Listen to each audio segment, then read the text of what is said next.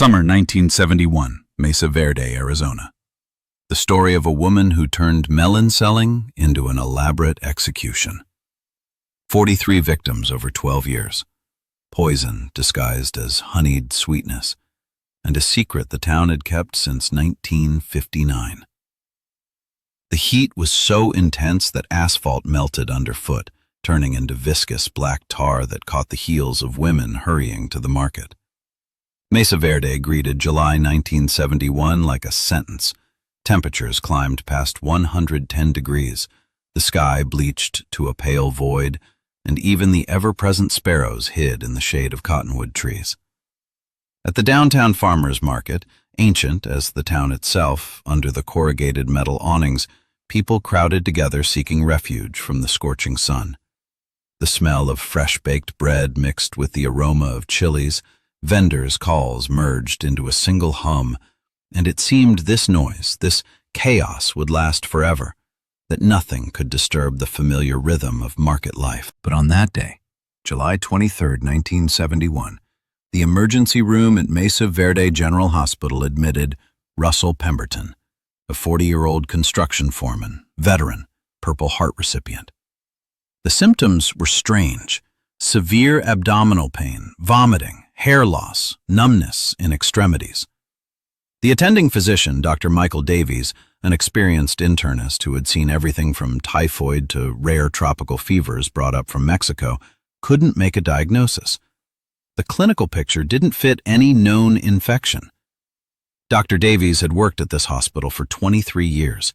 He'd survived the war as a military doctor, seen cholera epidemics in 46, treated an anthrax outbreak in 52. His hands had saved hundreds of lives. But now, watching Pemberton writhing in pain, he felt completely helpless. Tests showed internal organ destruction, but the cause couldn't be identified. Pemberton was delirious, crying out incoherently, clawing at the sheets. His wife, Margaret, sat in the corridor, silently weeping, clutching a handkerchief. 3 days later, Russell Pemberton died in terrible agony. During the autopsy, pathologist Dr. Eugene Foster, a heavy man with a graying beard and perpetually tired eyes, discovered characteristic tissue changes that made him pale and request repeat analyses. Dr. Foster was the type of doctor who worked with the dead to help the living. He wasn't afraid of corpses, wasn't afraid of blood, wasn't afraid of death. But what he saw under the microscope when the repeat results came back made his blood run cold. Thallium, a heavy metal that in small doses causes slow, agonizing death. In those years, thallium was used in industry, in the production of optical lenses, in certain laboratories, but obtaining it was extremely difficult. This was a killer's poison, someone who planned crimes for months, possibly years. Foster immediately called the police. A week later, a second person died. Dorothy Hartwell, a 35-year-old elementary school teacher, mother of 3. Same symptoms, same agonizing death. She was brought to the hospital already in critical condition. She couldn't speak, only stared with wide eyes full of terror, as if seeing something others couldn't see.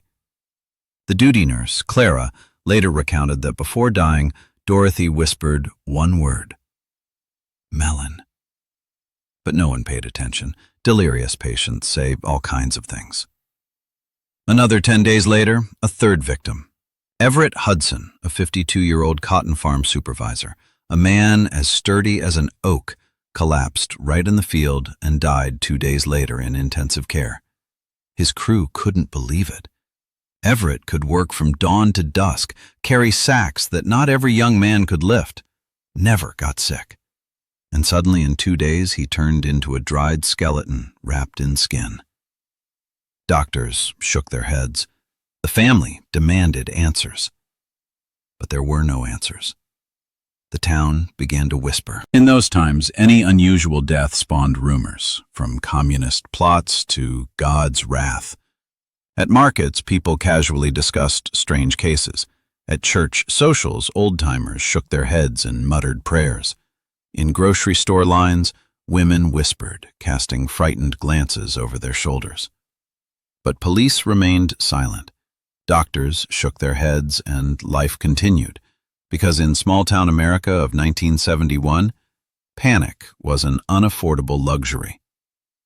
Detective Wade Patterson received the case of these strange deaths in early August. He was 38 years old, had served in criminal investigation for 15 years, and thought he'd seen everything. Post-war crime, domestic murders, property theft. But this was something different.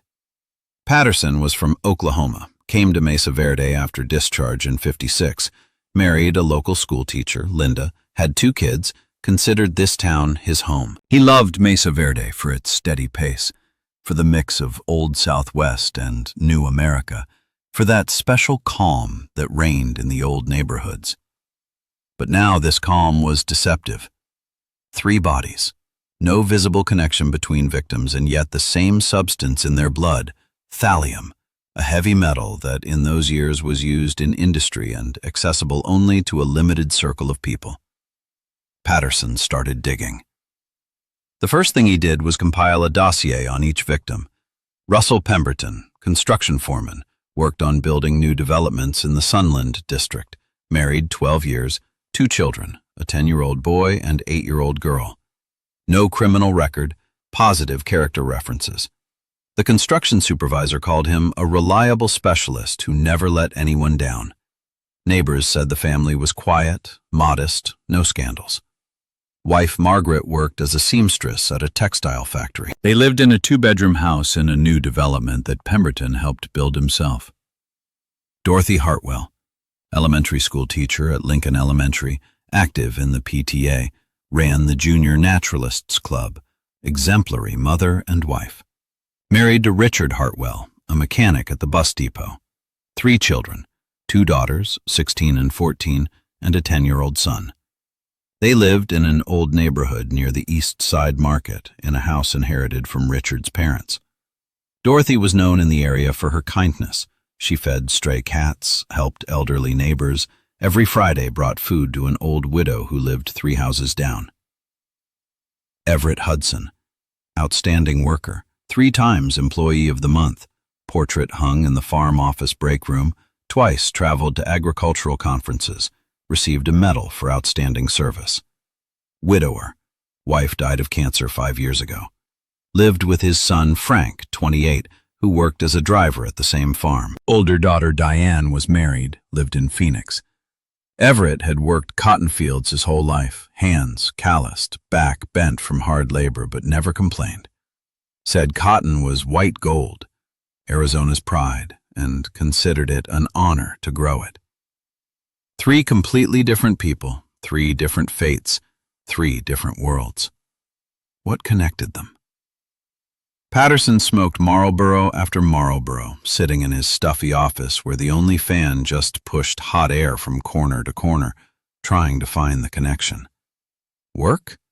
No, completely different fields. Residence? Pemberton, new development. Hartwell, old neighborhood. Hudson, outskirts. Relatives? Checked. No common acquaintances. Hobbies? Political activity, criminal past? Nothing. Patterson methodically interviewed relatives, colleagues, neighbors, and gradually one strange detail began to emerge. All 3 had bought melons at the downtown farmers market shortly before their deaths. In the July heat, this was ordinary. Melons, juicy, sweet, Arizona melons were famous across the region. Cantaloupes with tender flesh, honeydews with thin rinds, huge watermelons that one person could barely lift. Melons were a symbol of Arizona summer, given as gifts, served to guests, shipped to Chicago and New York as exotic presents. Pemberton's widow, Margaret, sitting in her empty house where children's toys were neatly stacked in the corner and a photo of her husband in uniform looked down from the wall, remembered that her husband brought home an especially large melon shortly before he got sick. He came home pleased, she recounted in a monotone voice. Said he met an unusual vendor at the market who convinced him to take this particular melon, the ripest, the sweetest. He even laughed, said, "Such a persistent woman, like fate, sent me this melon." We ate it for dinner as a family. It really was very sweet, too sweet even. But Russell ate most of it, half, and the next day he got sick. Hartwell's daughter, 16-year-old Melissa, told how her mother bought 2 small melons from an elderly woman who sold in the far corner of the market. Mom said this woman was kind of strange, quiet, calm, but her eyes.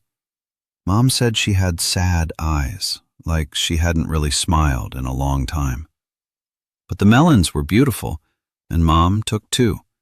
We ate one that same evening, the other the next day. Mom ate from both melons, said they were very tasty. The girl fell silent, burying her face in her hands. Hudson's son, Frank, recalled that his father bragged about buying a melon, cheap and unusually sweet. He always loved to haggle at the market, Frank recounted, turning his father's work cap in his hands. Could argue for half an hour over 3 cents. But that day he came back quickly, says, "The vendor offered a good price herself. Didn't even have to bargain. Kind woman." Dad ate almost the whole melon himself. I was at work, came home late. He gave a piece to the neighbor, Mr. Garcia, but he only ate a small piece, and Dad finished the rest before bed. The vomiting started at night. Downtown Farmers Market. Patterson knew this place from childhood. Arriving in Mesa Verde as a young officer, he often wandered the old town, studying it, falling in love with it. The huge covered market, heart of the old town, where they sold everything, from needles to livestock in the old days, from fabric to tools once upon a time. Under the metal roof built back before the Depression and surviving the '63 earthquake, in heat and cold, any time of year, commerce thrived. The massive building with corrugated metal roofing rose above surrounding structures. Inside reigned a special world, semi-darkness even on the brightest day, coolness of concrete walls, smells that made your head spin. Spices, tobacco, fresh meat, milk, incense, leather, metal, flowers. All this mixed into a single aroma that was the soul of the market. Vendors shouted in all languages, English, Spanish, sometimes Korean or Vietnamese. Hundreds of vendors, thousands of customers daily. Finding one melon seller was an almost impossible task. But Patterson was the type who doesn't give up. He came to the market early in the morning when vendors were just setting up. It was about 6 a.m., the sun barely risen above rooftops, the air still relatively cool. Trucks pulled up to the service entrance, unloading crates of vegetables, fruits, sacks of grain. Vendors, yawning, pulled on aprons, arranged goods, wiped down stalls. Someone was already brewing coffee in small cafes inside the market. Without coffee, trading didn't begin. Rows of melons stretched endlessly. Here were farmers from the outskirts bringing fruit straight from the fields, still warm from morning sun, and dealers who bought melons wholesale and sold retail, and official trading points of state organizations with signs and stamps. Patterson walked between rows, observed memorized faces. Most vendors were middle-aged men, tanned, nearly black, with calloused hands and sharp trader's eyes, able to size up a customer in a second. They called to him, "Hey, boss, take a melon, sweetest one."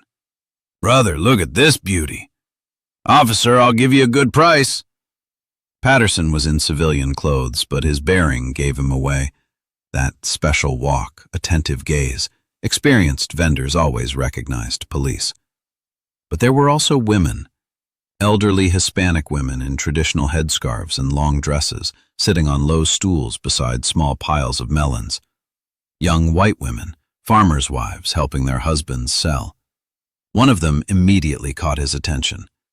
She was selling in the far corner of the covered section where it was cooler, where massive concrete walls held the chill even in the strongest heat, where rows smoothly transitioned into semi-dark recesses of the old building. The spot wasn't the most trafficked. Most customers crowded at the entrance where it was bright and busy. But those who knew the market, who sought quiet and coolness, wandered into these far corners. A woman about 40, maybe slightly younger, in the semi-darkness it was hard to tell, with a face that once probably was beautiful, but now bore the mark of some deep weariness. Not physical fatigue from hard work, though that too was readable in her hunched shoulders, in her work-worn hands. This was soul weariness, when a person has lived too much, borne too heavy a burden, and now simply exists, moving along a worn groove day after day. Dark eyes under sun-bleached brows looked somewhere into the distance, as if seeing not customers, not Melons, not the market, but something of her own, inaccessible to others. A faded bandana tied old-style hid her hair, whether it was gray, black, brown, impossible to say. Hands covered in scrapes and cracks from work, nails cut short, on her ring finger a white strip, trace of a ring long removed or lost. Her spot was modest, a wooden counter knocked together from old boards, clearly not new, with a chipped surface. On it lay no more than 20 melons, neatly arranged in 2 rows. Not mountains of fruit like other vendors, not abundance designed to attract customers. Just 20 melons, medium-sized, unremarkable in appearance. She didn't shout, didn't call to customers like other vendors whose voices merged into a deafening roar. Just sat on a low stool and waited. Patterson approached closer, pretending to be an ordinary customer. He studied her sideways, trying not to reveal his interest. "Good melons?" he asked. The woman raised her eyes to him, and in that gaze, the detective, who had seen plenty of criminals, murderers, rapists, thieves, saw something that made everything inside contract. This was a gaze of absolute calm. Not indifference, no, not apathy, not emptiness. The calm of a person who made a decision long ago and follows it steadfastly no matter what. Calm, bordering on resignation. Or madness, hard to say where one ended and the other began. "Sweetest in Mesa Verde," she answered, with a slight drawl that suggested local origins, but her English was correct, without the colloquialisms that usually slip from market vendors. "Try one." She took a small knife with a wooden handle, worn from years of use, and cut one of the melons. Her movements were confident, practiced. You could see these hands had cut melons thousands of times. The flesh was bright orange, almost amber, juice dripping down the blade, falling onto the wooden counter. The smell was so rich, so sweet, honeyed, that saliva flowed involuntarily. Patterson felt his stomach contract. He hadn't managed to eat breakfast, left home before dawn. The woman held out a piece on the tip of the knife. "Try it," she repeated. In her voice was neither pressure nor the fawning you usually hear from vendors wanting to sell goods. Just an offer, simple and calm. Patterson took the piece but didn't eat it. Instinct, developed over years of detective work, whispered, "Don't." He said he was choosing for his sick mother, that she needed an especially ripe, especially sweet melon because she wasn't eating well and only melons still went down okay. The woman nodded, showing neither surprise nor sympathy. "Take this one." She pointed to a medium-sized melon lying slightly apart from the others, indistinguishable from the rest. "This is the ripest. Your mother will be pleased." "How much?" Patterson asked. $2, the woman answered. It was the regular price, even slightly below market rate. Patterson paid, took the melon. It was heavy, warm from the sun that broke through cracks in the market roof. "Thanks," he said, and walked toward the exit, feeling her gaze on him. At the exit, he turned around. The woman was watching him go.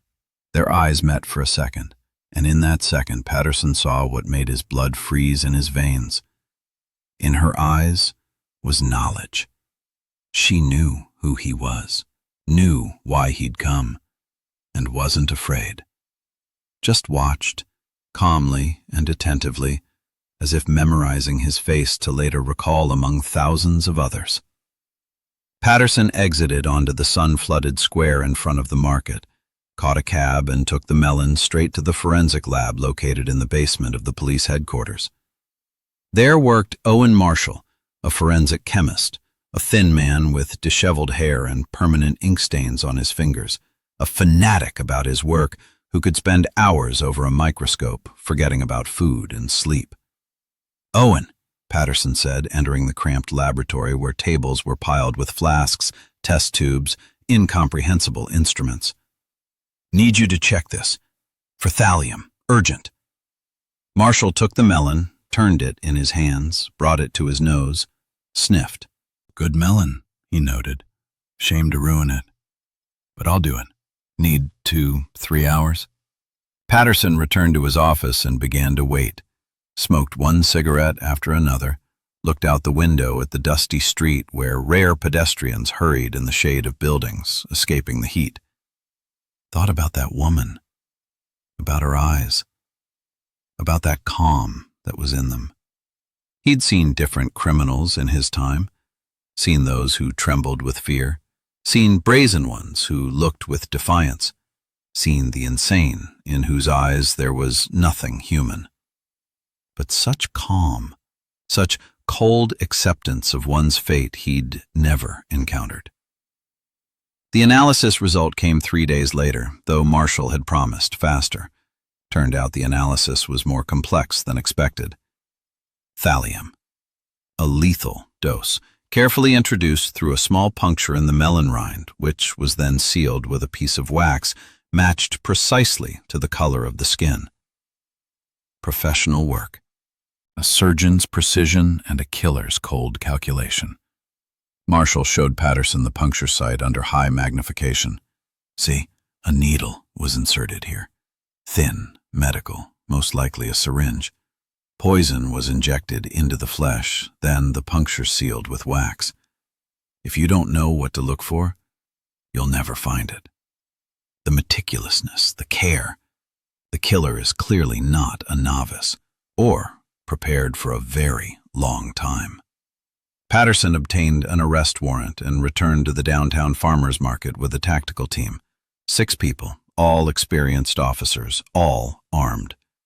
They arrived early in the morning, hoping to catch the woman on sight, but the spot where she'd been selling stood empty. Only the wooden counter remained in the same place, but on it were neither melons nor the vendor herself. Neighboring vendors shrugged at police questions. "She's been selling here a long time, 10 years, not less, maybe 12. No one remembers exactly. Name's Lorraine. Don't know her last name. Don't know her address either. Where she's from, where she lives, if she has family, unknown. Comes early morning around 6 when the market just opens. Leaves evening when the sun sets. Always alone, always silent. Quiet, doesn't bother anyone, doesn't touch anyone. Not much is known about her. Her melons are good, that's true, people buy. But she herself, kind of strange. Not unpleasant, no, just absent. Like she's here and not here at the same time. One old spice vendor, Mr. Castillo, wrinkled like a baked apple, added, "I remember her from the first day she appeared. It was a long time ago. Late 50s or early 60s, can't remember exactly. Came young, thin, pale as a sick person. Asked for a spot to sell. The old-timers allowed it, there was enough space then. And she started selling. First vegetables, then only melons. Never smiles. Never talks to anyone more than necessary. Strange woman. But her melons really are good, though I, to be honest, never bought from her. Something about her I didn't like. Dead eyes." The town was covered by an invisible search net. Patterson raised all his people on alert.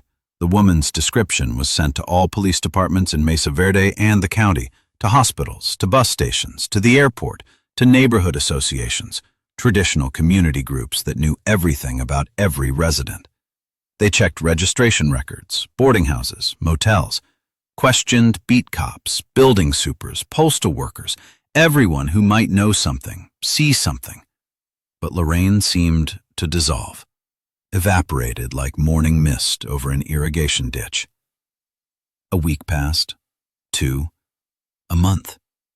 During this time, 4 more died, all buyers of melons from the downtown farmers market. All after contact with vendors who then couldn't be found.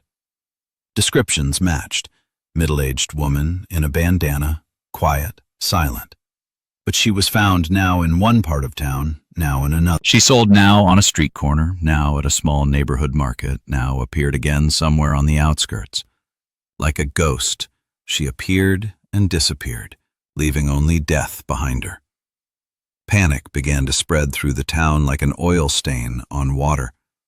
People were afraid. Harold Whitfield, a 72-year-old community elder, respected in his neighborhood, former English and literature teacher, now retired. Tall, with perfectly straight posture despite his age, with a gray beard trimmed in old-fashioned style, in a traditional Western shirt and bolo tie. Intelligent, lively eyes, hands with long, thin fingers, hands of a person who held books all his life, not shovels. "Detective Patterson," he said, entering the office and nodding politely. "My name is Harold Whitfield. I've come about the case you're investigating, about Lorraine." Patterson started. "Please, sit down. You know where she is?" "No," the old man shook his head, settling into a chair. "I don't know where she is now, but I know who she is, and I know why she's doing this. And I must tell her story, because the silence that's lasted 12 years is unbearable anymore. Because the guilt for these deaths lies not only on her. Because in 1959, this town committed a crime against one woman and is now paying for it." The story Harold Whitfield told made even the seasoned detective go cold. 1959. A different Mesa Verde, not yet fully recovered from the war, but already looking to the future with optimism. New houses being built, whole subdivisions sprouting on empty lots, factories appearing, the town growing, expanding, modernizing. But at the same time, the old town, neighborhoods with their winding streets and adobe houses, remained islands of tradition where life flowed according to laws established centuries ago. Lorraine Carmichael, a 17-year-old girl from a respectable family. Father, George Carmichael, worked at the textile mill as a shift supervisor, managed a team of workers. A respected man, strict but fair. Mother, Evelyn, kept house, raised children, maintained the home in perfect order. There were two younger brothers, Dale, 14, and Wayne, 11. They lived in an old neighborhood near the East Side Market, in a house inherited from George's father, a solid house with a large yard, with an apple tree and 2 apricot trees, with a traditional well where water was always cool even in the strongest heat. A house where in summer the whole family gathered on the porch at the table, where neighbors came for iced tea, where laughter and music sounded. Lorraine attended Mesa Verde High School, junior year. Straight-A student, teacher's favorite, dreamed of going to teacher's college, wanted to become an English teacher, loved to read Hemingway, Steinbeck, Fitzgerald, poetry by Frost and Dickinson. Wrote poems she hid in a notebook under her pillow. Participated in school drama club, sang in the choir. Beautiful, everyone acknowledged. Not dazzling beauty that cuts the eye and attracts unwanted attention, but quiet, modest beauty that reveals itself gradually. Dark, almond-shaped eyes, delicate features, long hair her mother braided into a thick braid. Girlish figure, not yet womanly, tall, thin, angular. Light step, shy smile, quiet, melodious voice. Modest, raised in strict traditions. Didn't date boys, didn't wear makeup, didn't wear short skirts, though in the late 50s this was already coming into fashion even in Mesa Verde. Helped mother with housework, looked after younger brothers, respectful with elders. Perfect daughter. Parents' pride. She had a best friend, Betty, just as quiet, just as modest. They walked to school together, did homework together, dreamed about the future together. Betty wanted to become a nurse, Lorraine, a teacher. They planned to go to college together, though to different programs, share a dorm room, study, build careers. Life ahead. everything possible. August 23, 1959, on a Sunday, Lorraine went to Betty's, who lived on the other end of the old town, in the Canyon View neighborhood. Betty had been sick, missed a week of school, and Lorraine brought her notes, textbooks. They sat all evening. Lorraine explained missed material in algebra. They drank sweet tea, talked about the future. Lorraine returned late evening, already at dusk. Summer twilights are long in Arizona, the sky painted in shades of pink and purple. The air becomes thick, warm, smelling of flowers and dust. She walked narrow neighborhood streets where houses stood close together, where high adobe walls hid yards from prying eyes. Streets so narrow a car couldn't pass, only on foot or bicycle. On one such street, very close to home, literally 3 turns left, she was attacked by 3 men. This wasn't even an alley, but a dead end between 2 walls, where in the evening no streetlight reached, almost total darkness.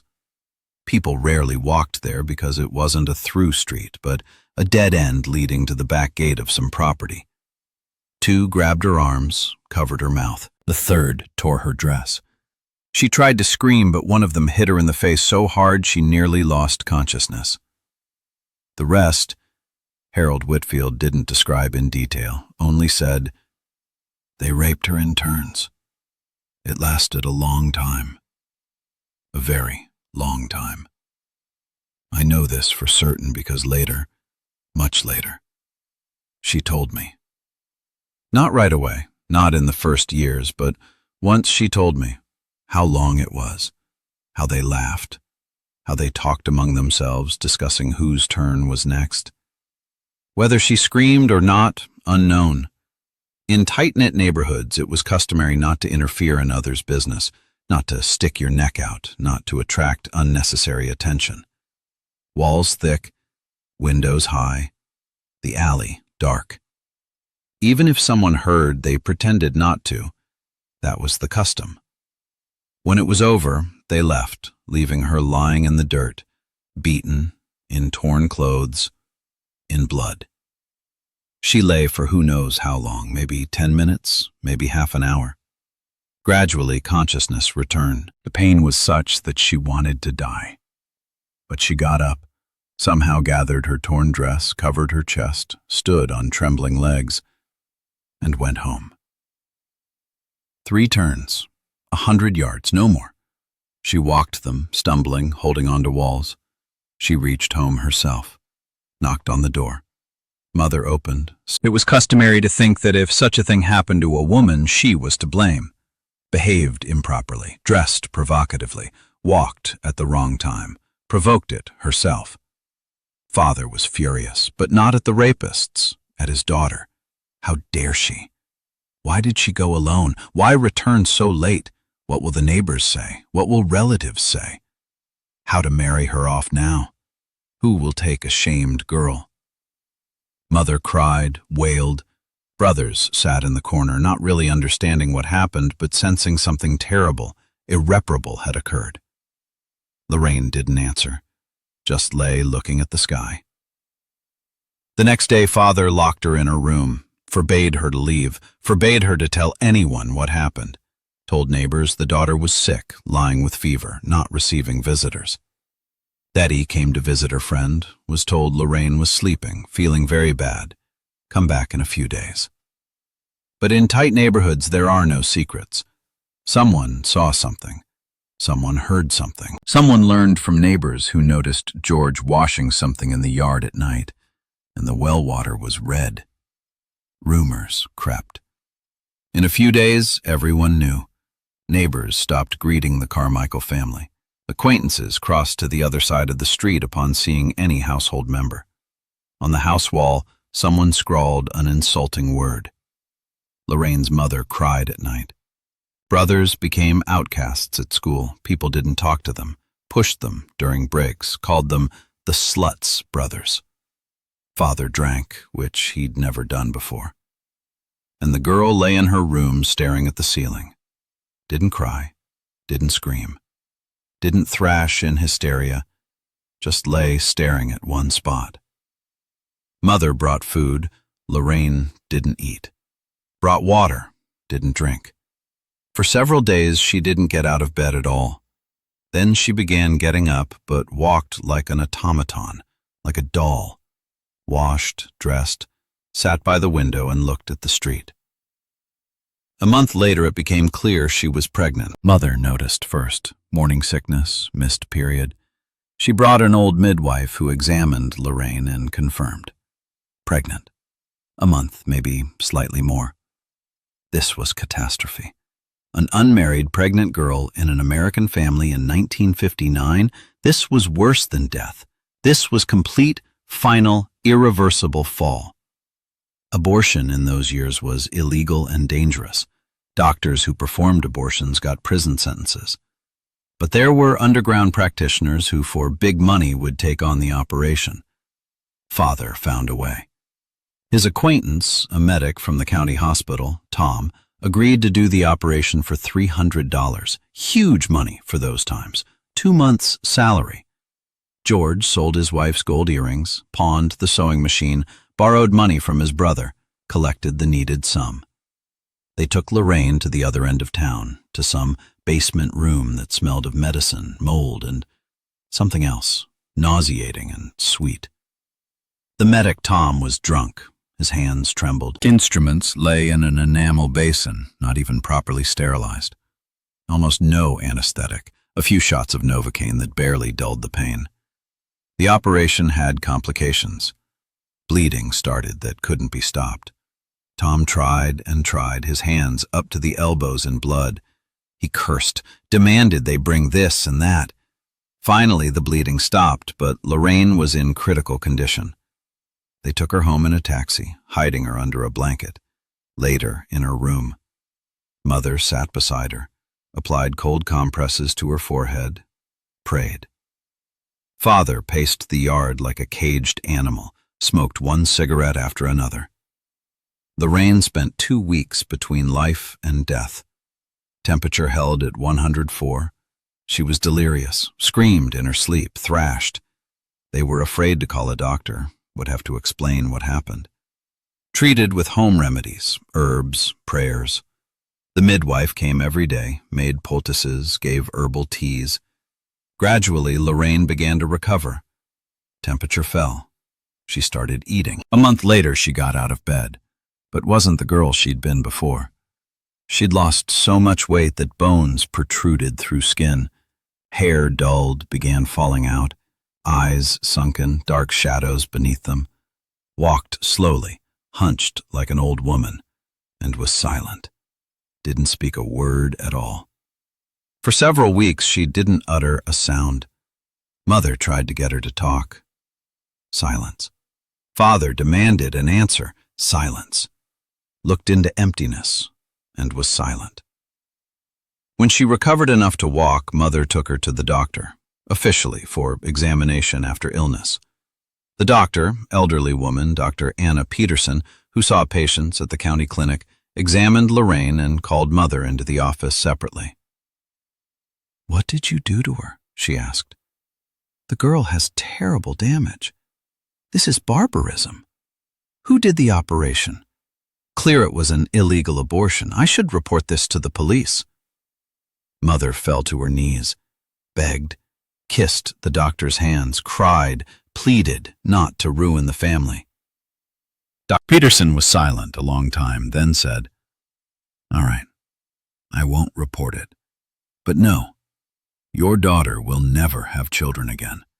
The uterus is damaged so severely that pregnancy is impossible. She's infertile. Forever."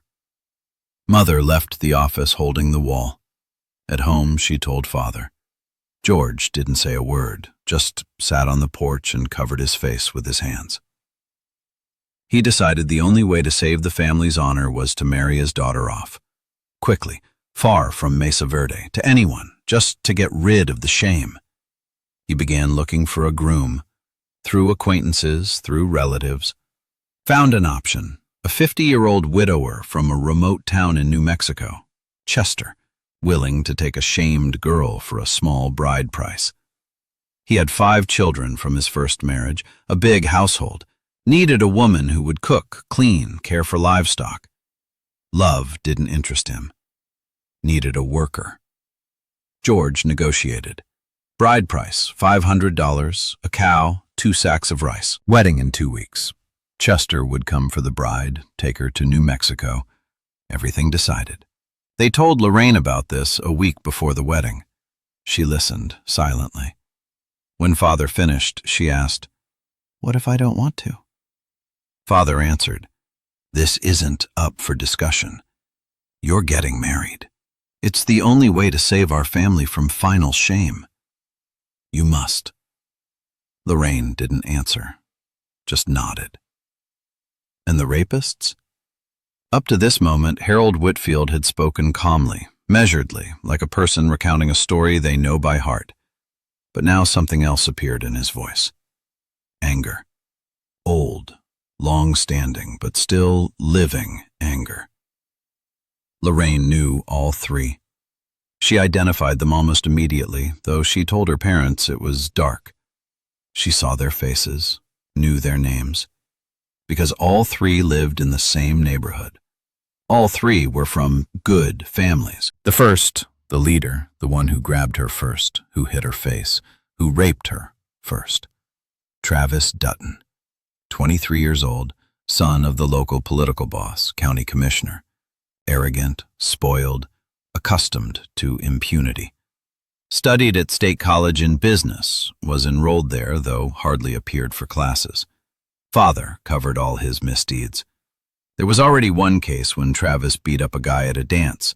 Matter was hushed up, paid off the victim, everything silenced. The second, Kyle Morrison, 21 years old, nephew of the district attorney.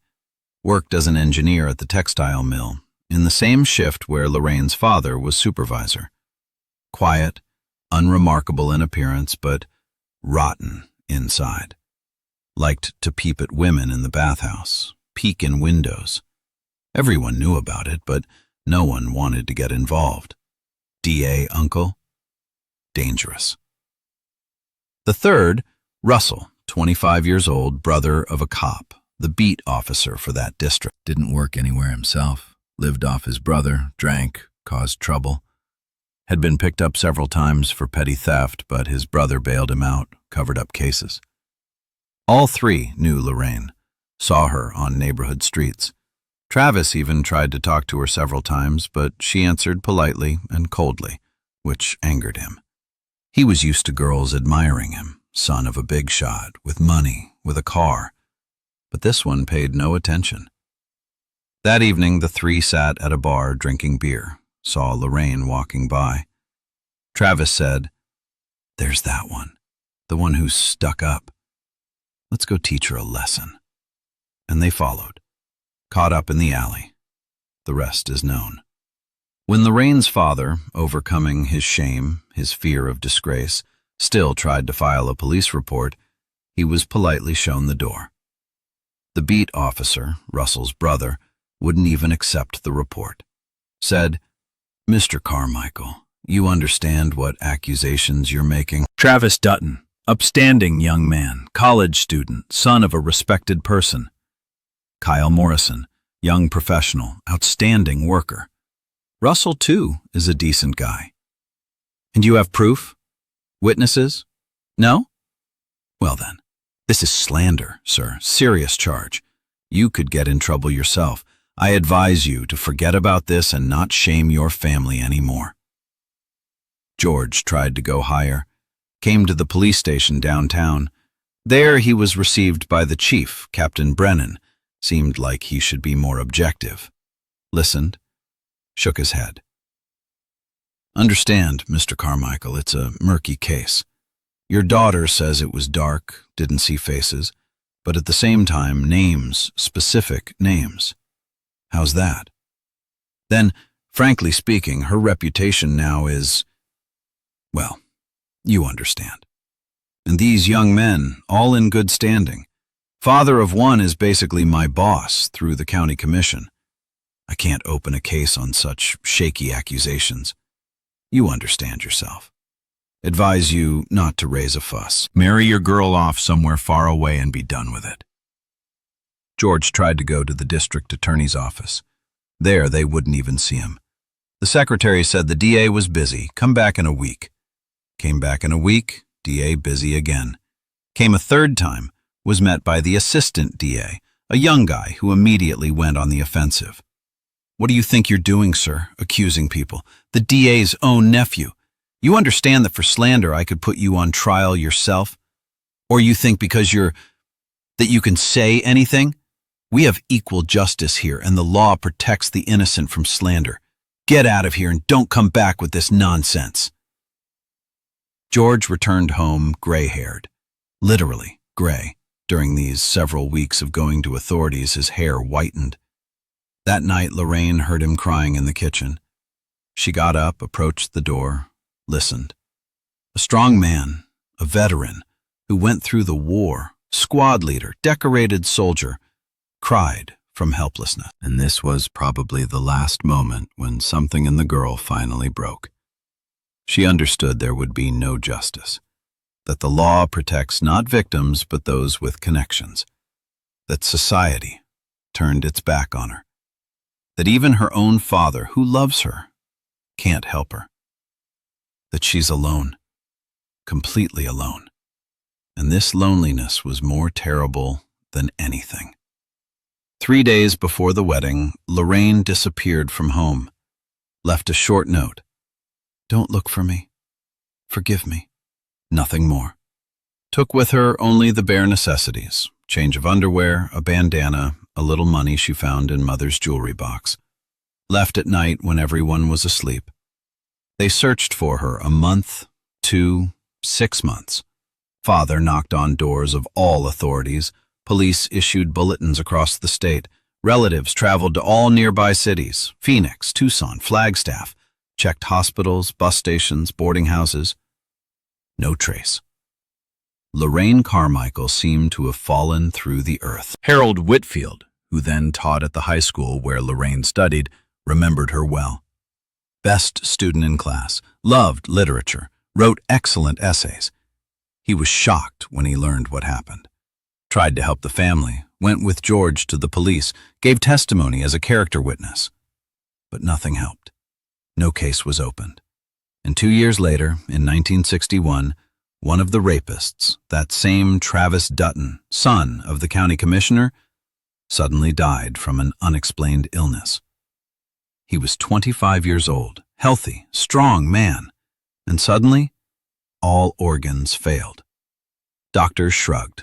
Young, healthy, and suddenly.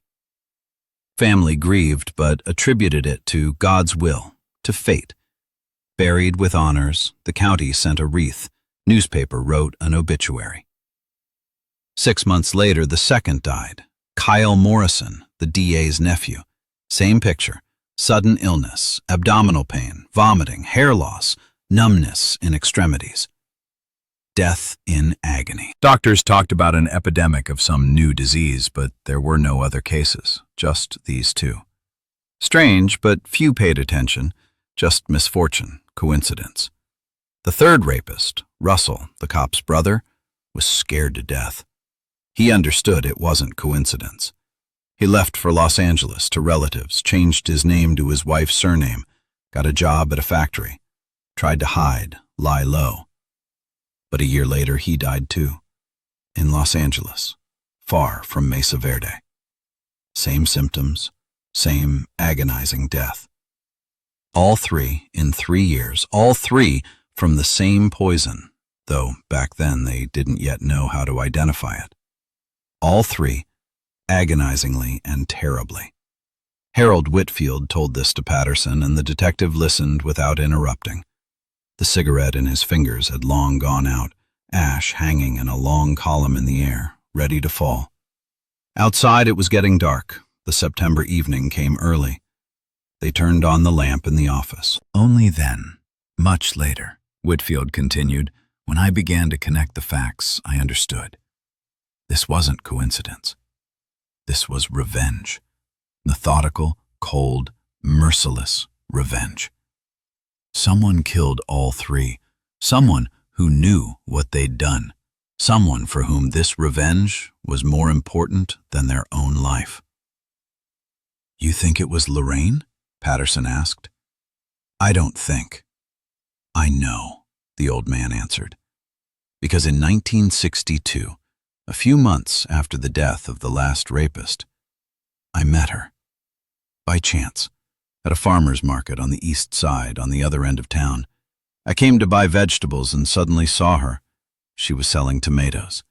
Aged, lost weight, but I recognized her. I approached, called out. She flinched, looked at me, recognized me. In her eyes was panic. Now she'll scream, run. But I said, don't be afraid. I won't turn you in. Just wanted to know how you are. We met that evening in a small park. She came, still fearing a trap. We talked for a long time. She told how she survived those 3 years, how she hid in old, half-ruined houses scheduled for demolition, how she washed floors in diners for food, how she sold at the market, changing places so as not to get caught by police, how she lived under a fake name, bought a dead woman's ID through an underground forger, became Lorraine Anderson instead of Carmichael. I asked her about those 3. She looked at me for a long time and answered, they got what they deserved. No more, no less. I asked for justice, was refused. So I became justice myself. That's all I can say. I asked, how? She answered, thallium. I worked as a janitor at a chemical plant, took out small amounts, nobody checked. Then I watched them, studied their habits, their routes, found ways to add poison to their food. It wasn't difficult. They were careless, thought they could get away with anything, and they did, up to a point. I told her, you understand this is murder. She answered, murder was what they did to me. They killed that girl I was. I just responded in kind. I asked, and now? She said, now I'll live. They're dead, I'm alive. That's my victory. After the rapists' deaths, the deaths stopped. For several years there was silence.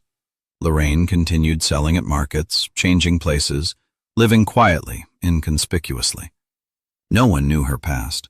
No one suspected this quiet vegetable vendor was the killer of 3 men. The Carmichael family fell apart. Parents never learned that Lorraine was alive, that she was in Mesa Verde, that she was taking revenge for herself. Mother died of a heart attack in 1965. Her heart couldn't bear the grief. Father drank himself to death after his wife's death and was killed by a truck in 1968. Walked drunk onto the road at night, didn't notice the vehicle. Younger brothers scattered, one to Denver, another to Seattle. The house in the neighborhood sold for a pittance. The family ceased to exist. The story of Lorraine Carmichael became one of those urban legends whispered about but tried not to remember aloud. Someone said they saw her ghost in that alley where it all happened. Someone swore she was alive and working as a prostitute somewhere on the outskirts. Someone claimed she drowned herself in an irrigation ditch in the first days after running from home. No one knew the truth. Harold Whitfield met with her several more times over the years, by chance, at markets, on streets. They weren't friends, weren't close, but between them was some special connection. He was the only person in town who knew the truth, who knew who she really was, and didn't judge her. And then, in 1971, new deaths began. And Harold Whitfield, now an old man, remembered that girl he taught in school, who wrote beautiful essays about love and justice. Remembered her eyes after what was done to her. Remembered how she looked at the world where there was no protection for her, and understood. Lorraine was taking revenge again. But now her revenge was directed not only at rapists. She was taking revenge on the town that betrayed her. This is what Patterson understood listening to Harold Whitfield's story. The victims weren't random. Each of the 47 people who died these months was somehow connected to that 1959 story. Russell Pemberton, the first victim, distant relative of one of the rapists, that same Russell who was third in that trio, bore the same surname. Moreover, in 1959, he was a beat cop in the district where the Carmichael family lived. He was the one who refused George's request to open a case. He was the one who said, "Don't shame your family anymore. Marry your daughter off somewhere far away." He was the one who covered for his namesake and the cop's brother who was a rapist. Dorothy Hartwell, the teacher. In 1959, she was 23 years old, lived in the same house as the Carmichael family, was their neighbor. That night when Lorraine was raped, Dorothy heard screams. Her window faced that very alley. She heard but was afraid to go out, afraid to intervene, afraid to bring trouble on herself. Just closed the window and pretended to hear nothing. And the next day, when rumors spread through the neighborhood, she was one of those who turned away from the Carmichael family, who stopped greeting them, who whispered behind their backs. Everett Hudson, in 1959, worked at the same textile mill as Lorraine's father. Moreover, was a member of the Workers' Council at the mill. When George Carmichael tried to complain about Kyle Morrison, that same DA's nephew who worked in the same shift, the Workers' Council should have considered the matter. Hudson was one of those who voted against even considering the complaint. He said, "No need to slander an honest Soviet specialist. Deal with your daughter yourself." And so on. 47 names. 47 who were silent. 47 guilty in Lorraine's eyes. The list of victims Patterson compiled confirmed this monstrous theory. Among the dead were the doctor who in 1959 examined Lorraine after the rape and didn't write a report that could have served as evidence because he was afraid to get involved with the political brass.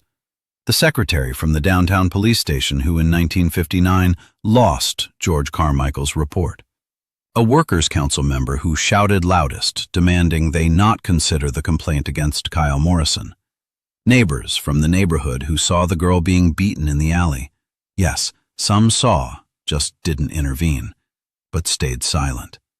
Cops who received orders not to open a case and followed them unquestioningly. Teachers from the school where Lorraine studied, who after the incident refused to defend her honor, on the contrary said, "Such girls are to blame themselves."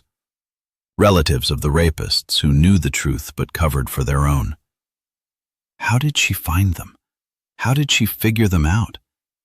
Patterson studied her method. She spent years, 12 years of planning. She observed, recorded, memorized. She knew where everyone lived, where they worked, what habits everyone had. She was invisible, a quiet market vendor no one notices, whom people pass without looking.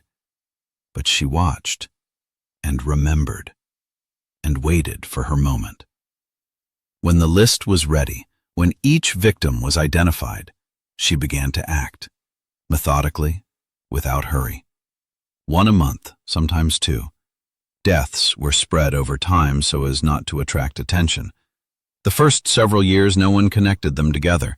Different people, different causes of death, different circumstances. Only when the count exceeded a dozen, when in 1967 doctors began noticing the similarity of symptoms, only then did the thought first arise that this might be connected. But there was no one to check. Victims were buried long ago. Exhumation required relatives' permission and strong grounds that didn't exist. By 1971, she'd already killed 30 people. 30 of those who, in her opinion, were guilty of what happened to her in 1959. And then, something changed. The pace accelerated. During the summer of 1971, she killed 15 people. This was no longer revenge. This was a race, as if she felt time was running out, that they'd find her soon, and she wanted to finish the list. Before him wasn't just a serial killer. Before him was a person who prepared for revenge for 12 years. A person who every day, selling melons at the market, chose a victim, added poison, watched, waited. A person for whom murder became the meaning of life, the only meaning left after everything else was taken away. Another 2 months of unsuccessful searches passed. Lorraine didn't appear at the downtown farmers market. She seemed not to exist. But deaths continued.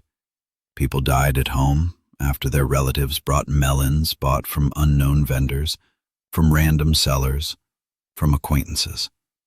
Poison penetrated everywhere. The town was gripped by invisible panic, though officially there was silence about it. Newspapers didn't print a word. Radio had not a single report. Evening news talked about economic growth, new construction, community achievements. Not a word about deaths. But in neighborhoods they whispered that the cursed one had returned, that this was punishment for old sins, that Mesa Verde was paying for 12-year-old silence. Patterson didn't sleep nights. He sat in his office until late at night, smoked, reread files, compiled diagrams, tried to understand the killer's logic. At home, his wife stopped asking when he'd return, got used to her husband disappearing at work. Children were growing up without a father. But Patterson couldn't stop. This case had gotten under his skin, filled all his thoughts. He understood. Stopping Lorraine was possible only by finding her. But how to find a ghost? He raised registry archives, trying to find a trace. Maybe she married under another name, maybe registered children, maybe showed up somewhere, somehow. Nothing. Checked all hospitals for the last 12 years, maybe was treated, maybe stayed in a ward. Nothing. Checked sanatoriums, rest homes, nothing. Checked registration offices, maybe registered at some address. Nothing. Checked employment records through personnel departments of enterprises, maybe officially worked somewhere. Nothing.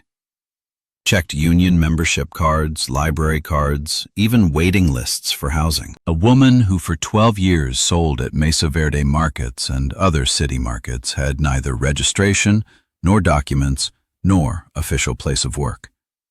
She was invisible in the very center of town. And then Patterson decided on a desperate step. He came to Harold Whitfield and asked for help. The old man was silent a long time, sitting in his cramped courtyard where an old pomegranate tree grew and water gurgled in the well. Looked at the water, at the sky's reflection, then said slowly, "She's not guilty. We're all guilty. This whole town. We were silent in 1959, and our silence killed her soul. And now she's killing us. It's fair, in some sense." But he agreed. Harold Whitfield knew Mesa Verde's neighborhoods like no one else. He'd lived in this town his whole life, taught in schools, was a member of many committees, neighborhood councils, knew community elders of all districts. He knew old houses, basements, abandoned estates where one could live without catching authorities' eyes. He knew the network of unofficial connections through which one could get food, clothing, everything necessary, bypassing official channels. He began asking around.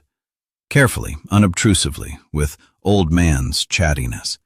Visited familiar community elders for iced tea, talked about this and that, casually wondered, were there strange lodgers in the neighborhood, single women living quietly, inconspicuously? Information came slowly, in bits and pieces, but gradually threads pulled. Turned out, in the Canyon View neighborhood near the old market, in a half-ruined house that officially was scheduled for demolition but had stood for 10 years in that condition, a single woman lived. The neighborhood elder knew about her but didn't interfere. She paid him small money every month, $10, no more, for silence. Lived quietly, bothered no one. Neighbors hardly saw her. She came late evening, left before dawn. No one knew what she did for work. Carried water from the irrigation ditch, cooked food over a fire in the yard. Lived in one room in a house where the roof was collapsing, where walls were covered in mold, where winter was cold and summer heat unbearable. Lived like a ghost, like a shadow. Patterson with a tactical team surrounded the house at dawn, October 5th, 1971.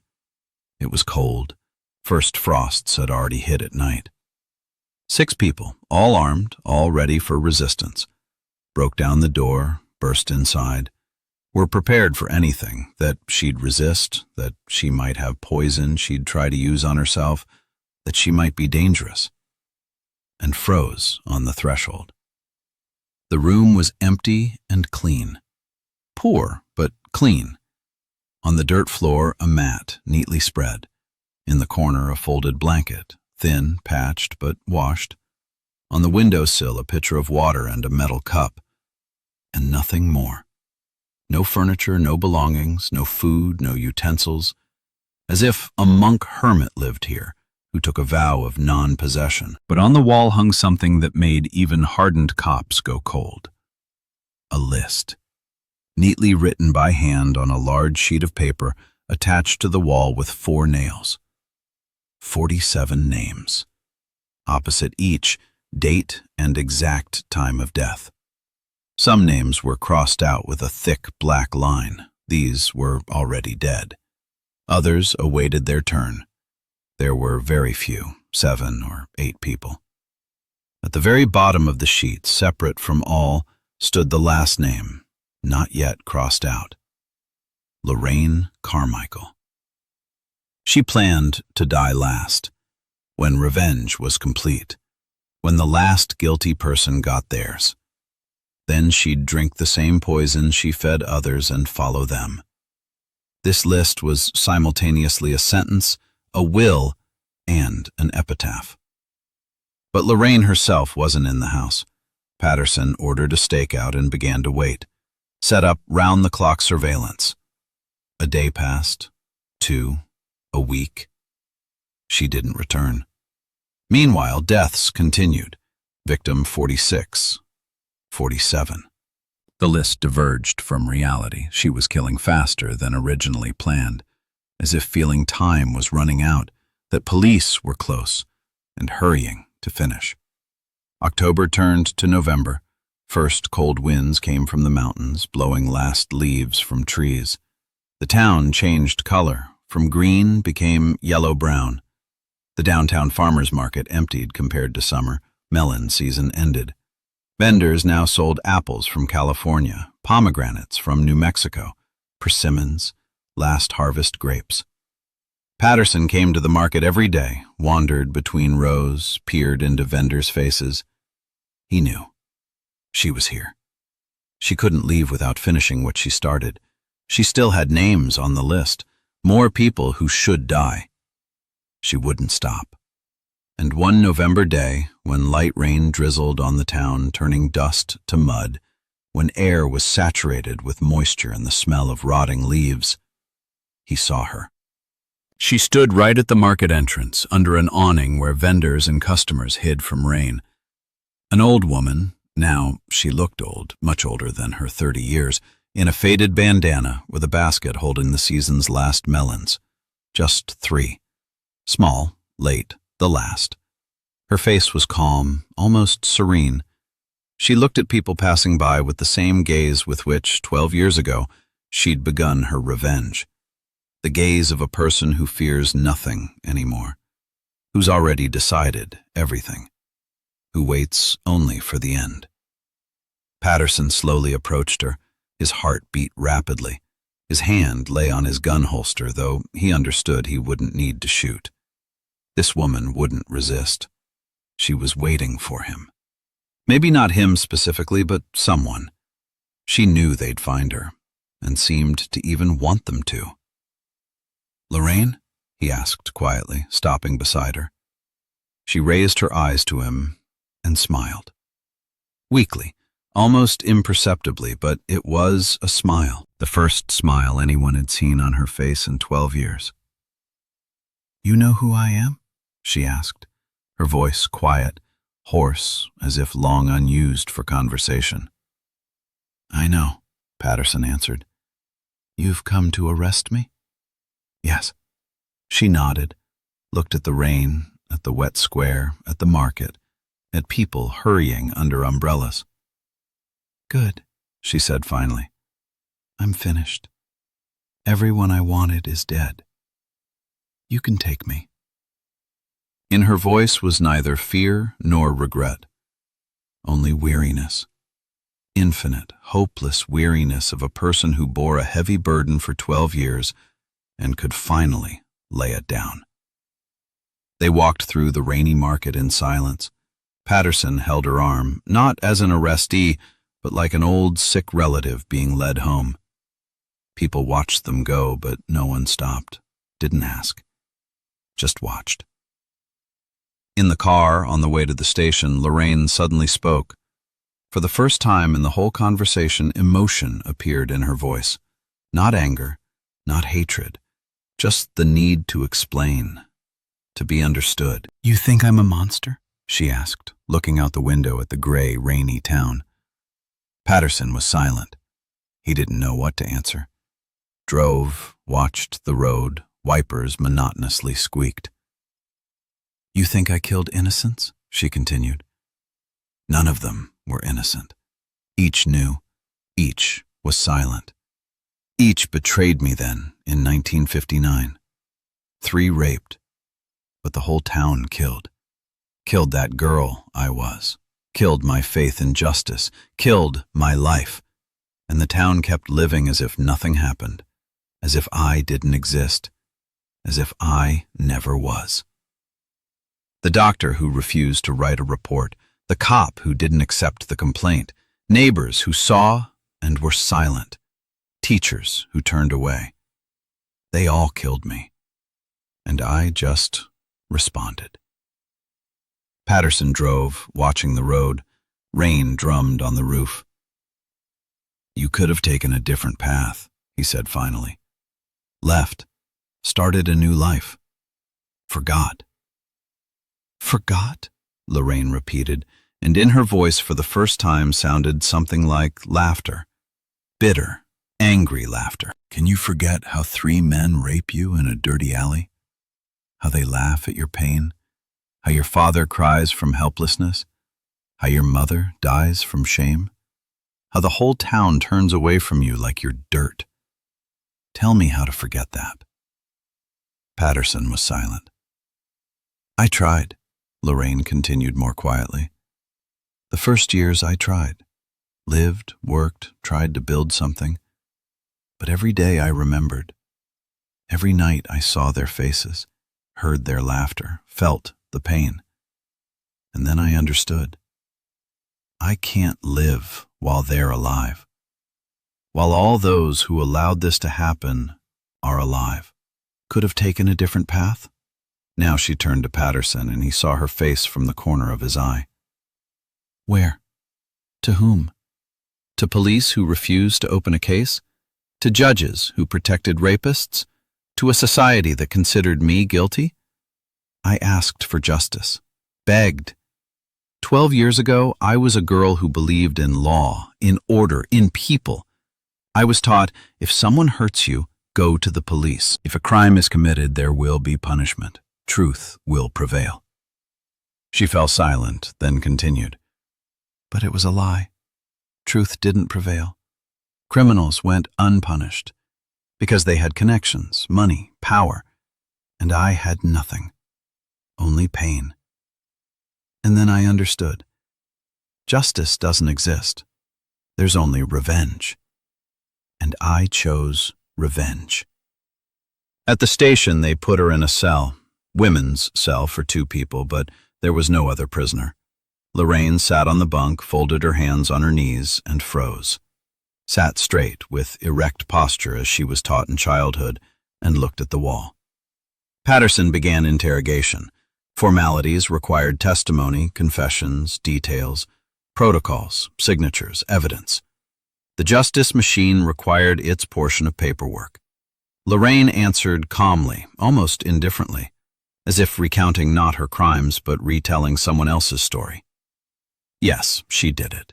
Yes, all 47 deaths were her work. Turned out to be 47, not 45. 2 died after she disappeared from view, but poison was given earlier. She obtained thallium through an acquaintance, a chemist who worked at an optical glass factory and didn't know what she needed the metal for. She said it was for fighting rats in the basement of the house where she lived. He gave her small amounts, suspecting nothing. When they later arrested him as an accomplice, he wept, swore he didn't know, didn't suspect. They tried him separately, gave him 5 years for negligence. She introduced poison through a thin medical needle, the kind used for injections, into the melon flesh, piercing the rind at a spot where there was natural pattern, where skin was thicker and darker so it wouldn't be noticeable.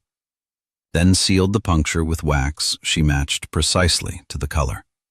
Used ordinary beeswax mixed with a small amount of dye, coffee, tea, depending on melon color. She chose victims according to a list she compiled over years.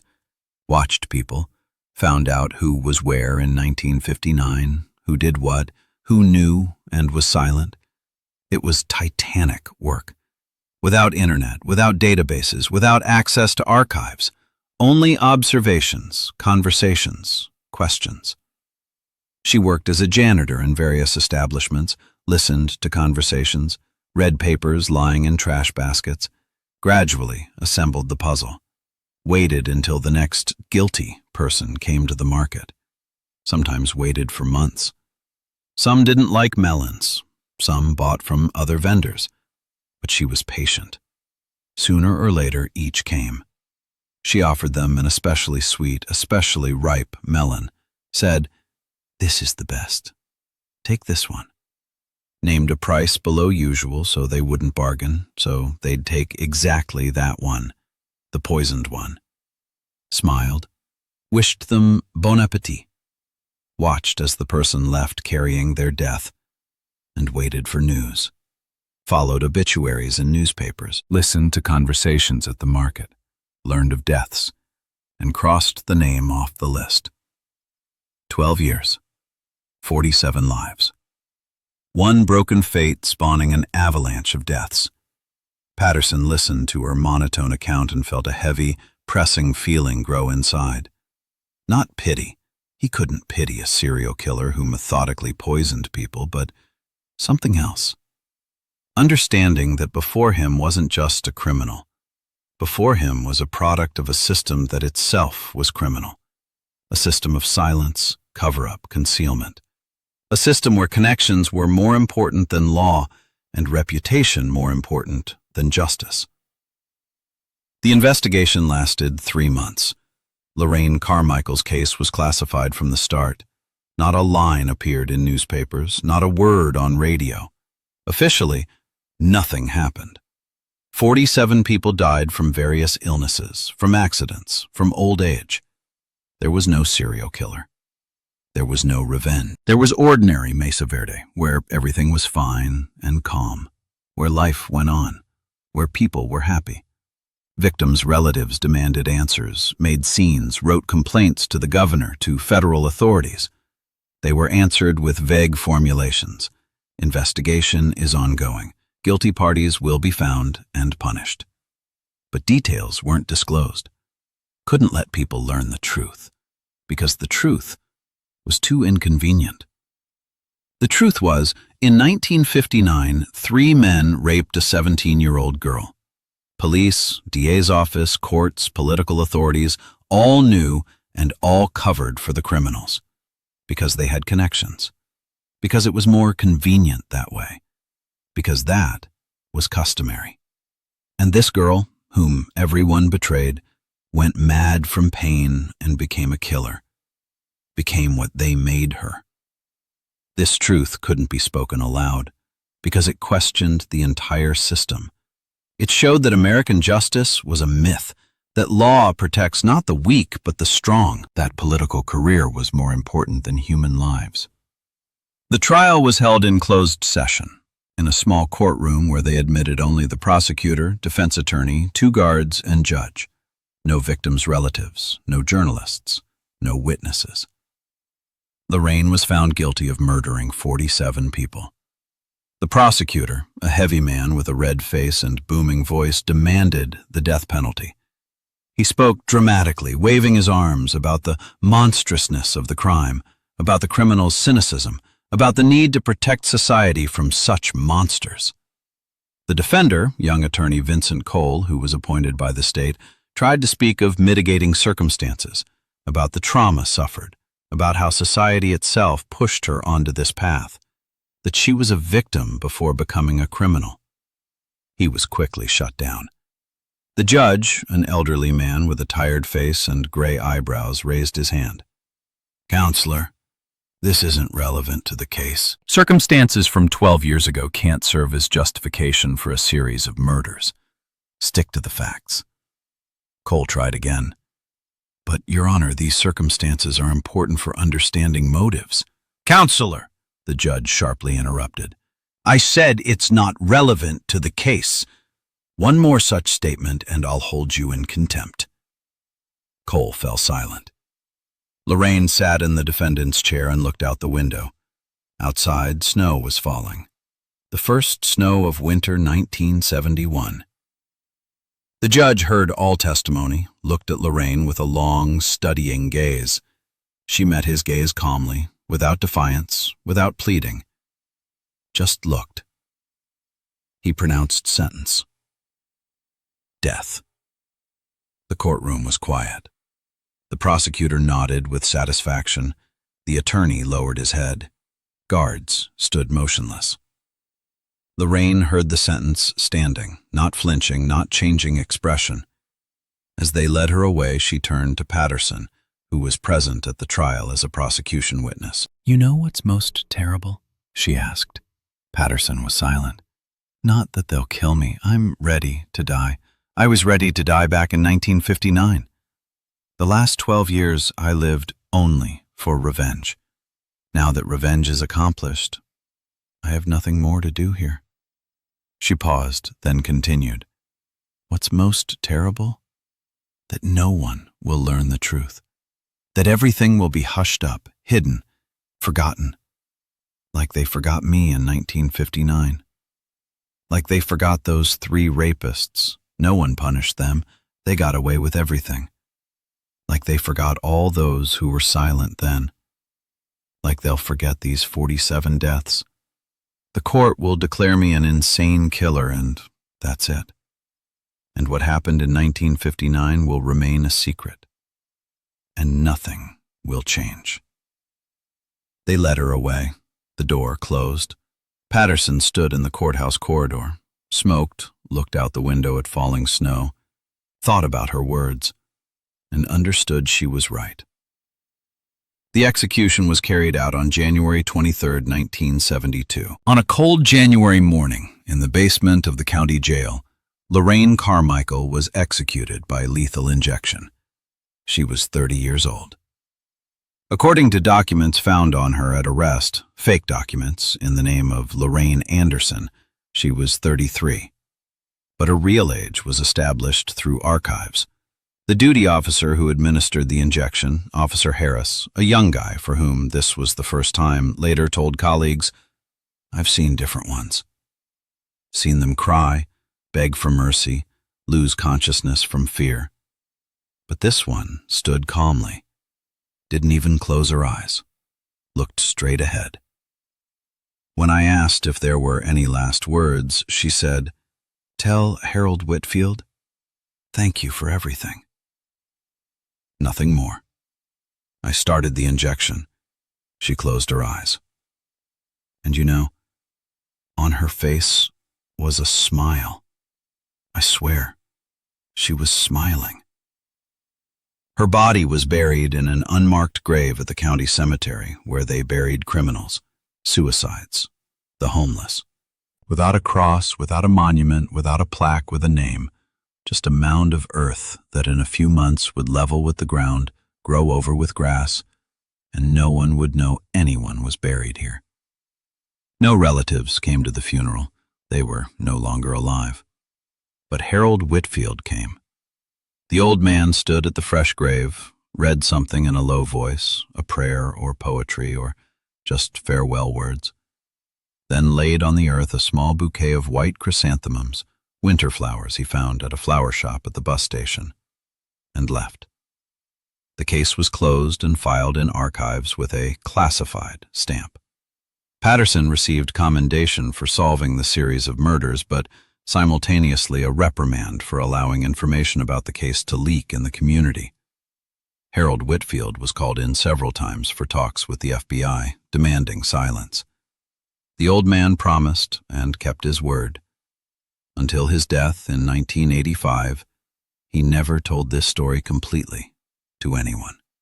Only on his deathbed, when his grandson came to him, did he ask him to write it down. The grandson wrote it, but never decided to show anyone. The notebook with the record is still kept somewhere in the family archive. But in Mesa Verde, memory lives long. In neighborhoods, behind closed doors, old-timers told grandchildren about the woman who sold melons and took revenge on the town. Told not as about a monster, no. Told as about a ghost, as about a warning, as about a reminder. Silence kills. Indifference kills.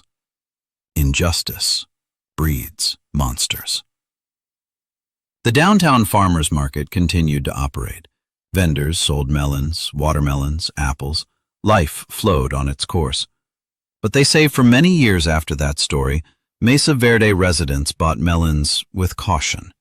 Cut them at home, carefully examined the flesh, smelled, checked, looked for traces of punctures on the rind, feared sweetness that might hide death. A whole generation grew up with this fear. And in the archives of the Mesa Verde Police Department is still kept case number 3847/71. Hundreds of pages of testimony, protocols, expert reports, photos of victims, 47 faces, 47 stories, 47 deaths. A list with thick black crossouts. And at the very end, on the last page, attached with a paperclip, a small black and white photograph. A girl about 17, with dark eyes and a shy smile, in a school uniform, with white ribbons in her hair, looks at the camera. The photo was taken at Anderson's photography studio on Main Street in August 1959, 2 weeks before everything changed. This is Lorraine Carmichael, before she became a killer. When she was just a girl who dreamed of becoming an English teacher, who wrote poetry, who believed in justice, who thought she had a long, happy life ahead. Detective Patterson retired in 1985 with the rank of lieutenant. He lived to see many changes, to when many archives began opening, when it became possible to talk about things previously silenced. He thought several times about telling Lorraine's story, writing a book, an article, passing the truth to the next generations. But each time something stopped him. Shame? Guilt? Understanding his own complicity in that system that created this tragedy? He was an honest cop, didn't take bribes, didn't cover for criminals, always tried to serve the law. But he was part of the system. And this system killed Lorraine as surely as those 3 rapists. Just slower. Just differently. He died in 1998, never having told the story. Took with him all the details, all the nuances, all those small things known only to the investigator who led the case. But before death, lying in the hospital, when his son came to visit, he said, "Remember, silence is also a crime. When you see injustice and turn away, you become an accomplice." Each of those 47 was killed not by poison. They were killed by their own silence 12 years earlier. And then she killed them literally. Understand the difference? First, they committed the crime of silence. Then they received punishment. Revenge came late, but it came. Modern Mesa Verde is a completely different town. New houses, new streets, new people, old neighborhoods gradually being demolished, modern quarters being built. The downtown farmers market was renovated in the early 2000s, partially turned into a tourist attraction. They still sell melons there, but now it's safe, checked, certified. None of the young vendors know the story of Lorraine Carmichael. None of the customers remember the fear that gripped the town in 1971. But sometimes, old-timers say, in the corner of the market where she used to sell, in that very spot, a shadow appears. A woman in an old bandana with a basket of melons stands quietly, waits. And if you look closely, in her eyes you can see a question she asked the world and got no answer. Why? Why did no one help a 17-year-old girl? Why did everyone turn away? Why did rapists go unpunished? Why did the system protect criminals, not the victim? And why, when the victim became a killer, did everyone again fall silent, hide, forget? There are no answers to these questions. There's only a story. A story about melons that were too sweet. A story about revenge that lasted 12 years. A story about a town that paid a terrible price for its silence. A story they still don't want to remember because remembering hurts. Because it exposes old wounds. Because it reminds. Justice delayed becomes revenge. And revenge knows no mercy. This isn't a story about a serial killer. This is a story about how society creates its own monsters. A story about the price of silence. A story about how sometimes the sweetest fruits hide the bitterest truth. And this story is a warning to all of us.